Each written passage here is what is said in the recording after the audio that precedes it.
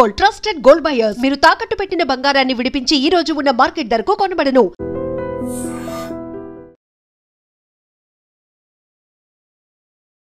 నమస్కారం, welcome to I dream. ధర్మ మార్గం విత్ విజిత కార్యక్రమానికి స్వాగతం.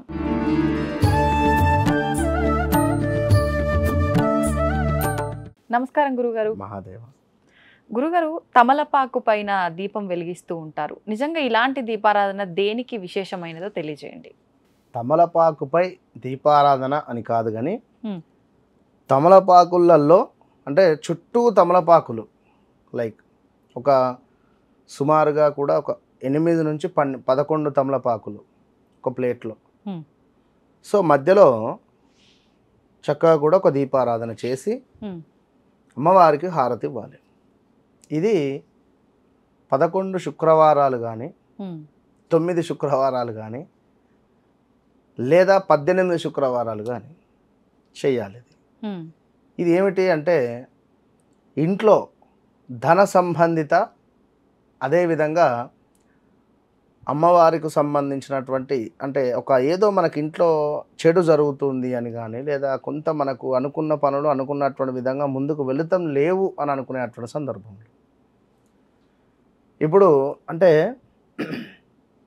తమలపాకులు అంటే అందులో మనకు సరస్వతి అమ్మవారు కావచ్చును, లక్ష్మీ అమ్మవారు కావచ్చును, పార్వతీ అమ్మవారు కావచ్చును కొలువు తీరి ఉంటారు. ఈ మన తమలపాకుకు సంబంధించినటువంటి ముందు భాగంలో ఉండేటువంటి ఆ యొక్క తొడిమను కాస్త తీసి చక్కగా పరుచుకోవాలి. ఓకే, తమలపాకులు అంటే ఆంజనేయ స్వామికి ఎంతో ప్రీతి. అవునండి. మరలా ఇదొకటి విషయం. సో తమలపాకులతో అమ్మవారి యొక్క దీపారాధన చేసి ముక్తి పొందిన వాళ్ళు చాలామంది ఉన్నారు మా క్లయింట్స్. కనుక అంటే వారి ఫోటోలు కూడా పంపిస్తూ ఉంటారు అమ్మవారికి సంబంధించినటువంటివి. ఆ గురువుగారు శుక్రవారం ఈరోజు హారతీయంగా అమ్మవారు ఆ యొక్క మన హారతిలో కనబడింది అనేటువంటి విధంగా తీసి పంపిస్తూ ఉంటారు. ఎంతో సంతోషం వేస్తుంది. కనుక ఎక్కువగా ఆరోగ్యపరమైనటువంటిది కానీ ఆర్థికపరమైనటువంటి విషయాలలో ఇది బాగా ఉపయోగపడుతుంది. ఇక ఆంజనేయ స్వామికి తమలపాకులు, ఇంట్లో తమలపాకు చెట్టు కావచ్చును, ఇవి మనకు ఒక పాజిటివ్ వైబ్రేషన్ని తీసుకువస్తాయి, విజయాన్ని తీసుకువచ్చేటువంటి పరిస్థితి. కనుక తమలపాకులను మనము మన యొక్క గురువారం రోజే సాయంకాలం ఇంటికి తెచ్చుకొని చక్కగా శుభ్రపరచుకొని పక్కన పెట్టేసుకోవాలి.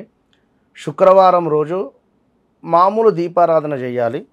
అమ్మవారికి సంబంధించినటువంటి పూజాది కార్యక్రమాలు చేసుకున్న తర్వాత, నివేదన చేసుకున్న తర్వాత అప్పుడు ఈ యొక్క తమలపాకుల మధ్యలో ఒక వెండి ప్రమిద లేదు మట్టి ప్రమిద పెట్టి చక్కగా కూడా నెయ్యి పోసిన తర్వాత ఒక పువ్వొత్తి వేయాలి.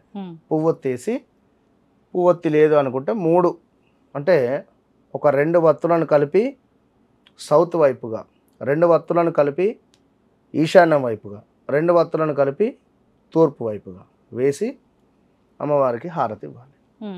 దీనివల్ల మనకు లక్ష్మీదేవి యొక్క అనుగ్రహం విశేషంగా లభిస్తుంది. ఇది ఐశ్వర్య దీపంగా చెప్తారు.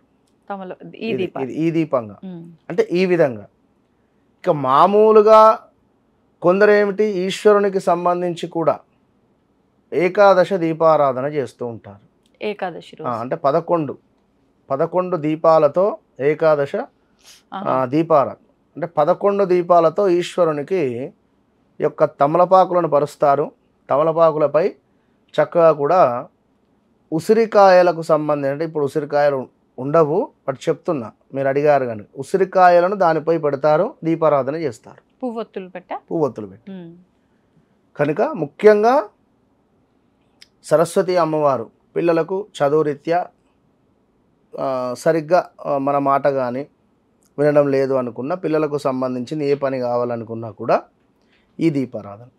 నరఘోష నరదృష్టి ఉండేటువంటి వారు కూడా ఈ దీపారాధన. అదేవిధంగా ఆర్థికపరమైనటువంటిది. ఈ 3 విషయాలకై ఎంతో ఉపయోగపడుతుంది. అండ్ మంగళవారాలు శనివారాలు ఆంజనేయ స్వామికి సింధూర అర్చన అండ్ తమలపాకులను సమర్పించాలి. దీనివల్ల కూడా మనకు జాతకంలో ఉండేటువంటి శని సంబంధిత దోషాలు కానీ ఇవన్నీ కూడా తొలగిపోయే ఛాన్సెస్ ఉంటాయి. ఇప్పుడు ప్రత్యేకించి హనుమంతుడికి తమలపాకుల పూజా విధానం కానివ్వండి, లేకపోతే దీపారాధన, మాల వడమాల ప్రీతికరం అన్నారు. ఎందుకని వడమాల. ప్రత్యేకించి హనుమంతుల వారికి అది ప్రీతికరం? ఇప్పుడు ఈ యొక్క ఉదాహరణకు స్వామివారు సింధూరార్చన ప్రియుడు. ఓకే, సింధూరార్చన ప్రియుడు అన్నప్పుడు ఈ యొక్క హనుమంతుల వారు సీతమ్మను కలవడానికి వెళ్ళినటువంటి సందర్భంలో ఆ తలపై సింధూరం రాసుకుంటుంది ఎవరు? సీతమ్మ వారు. తల్లిది ఏమిటి అంటే మీ రాముల వారి యొక్క శ్రేయస్సు కోసము, మీ యొక్క రాముల వారి యొక్క అంటే మన లైక్ ప్రతి ఆడవారు రాసుకుంటారు కదా సింధూరం ఇక్కడ. సో భర్త శ్రేయస్సు అని చెబితే ఆంజనేయ స్వామి వారు ఒళ్ళంతా రాసుకుంటాడు సింధూరం, అంటే అంతటి అది. సో ఈ సందర్భంలో తమలపాకుల యొక్క చెట్టు వద్ద సీతమ్మ వారు ఉండడము, ఈ ఆంజనేయ స్వామి అక్కడికి వెళ్ళడము ఇట్టి తమలపాకుకు సంబంధించినటువంటి విషయము. అంతేగాని ఓ తమలపాకుల మాల వేసేయండి ఆంజనేయ స్వామి కంటే మొత్తం స్వామివారికి మొసమరకుండా వేసేస్తారు. జస్ట్ ఒక మాల అంతే. నిజంగా చెప్తున్న తల్లి, ఈ శనివారాలు మంగళవారాలు వచ్చింది అంటే మొత్తం తమలపాకుల మాలలు వేసి మొత్తం ఇక్కడ దాకా తీసుకువస్తారు పాపం. ఆంజనేయ స్వామికి కావాల్సింది ఏమిటి అంటే ఒక్క 2 తమలపాకులను తమకు సమర్పించి హనుమాన్ చాలీస చదవాలి. అదేవిధంగా మనము భజన చేయాలి. భజన అంటే ఇప్పుడున్నటువంటి సిచ్యువేషన్లో వేరే అయిపోయింది. ఏం భజన అయింది? ఒకరిపై ఒకరికి చెప్పడము,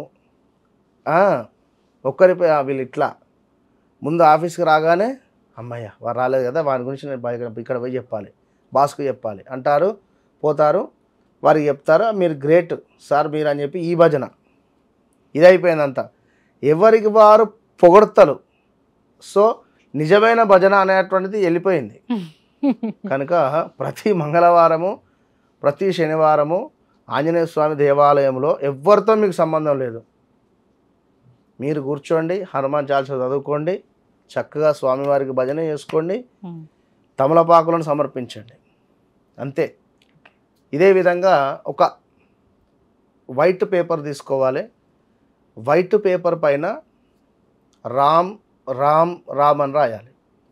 ఓకే, జస్ట్ రామ్ 3 సార్లు కాదు, కంప్లీట్గా ఒక వైట్ పేపర్ పైన ఇటు side back side front and back white paper తీసుకోవాలి. రామ్ రామ్ రామ్ రామ్ రామ్ రామ్ రామ్ రామ్ ఇంతే రాసేసి హనుమాన్ చాలీస చదివేసి స్వామివారి యొక్క పాదాల వద్ద అవి పెట్టండి. ఏ కోరికైనా దగ్గర దాకా వచ్చి మిస్ అయిపోతున్నాయి అని అనుకునేటువంటి ఎలాంటి కోరికలైనా ఎలాంటి పనులైనా కూడా అయిపోతాయి ఖచ్చితంగా. మంచి విధానాన్ని తెలియజేశారండి. నమస్తే. మహాదేవ. తవ్వండి, తవ్వుతూనే శివలింగం సరే దాన్ని అట్లా కప్పేసేయండి, చూపించదండి. Krishna is there. మూర్తి పూజ కాదు, సాక్షాత్ బ్రజేంద్ర నందన భగవాన్ ఉన్నారు మూర్తిలో. ఏమీ ఆశించకుండా ఆరాధించే వాళ్ళు కూడా ఉన్నారా ప్రభుజీ? నిజమైన భక్తి అంటే మనకు తెలియదు కాబట్టి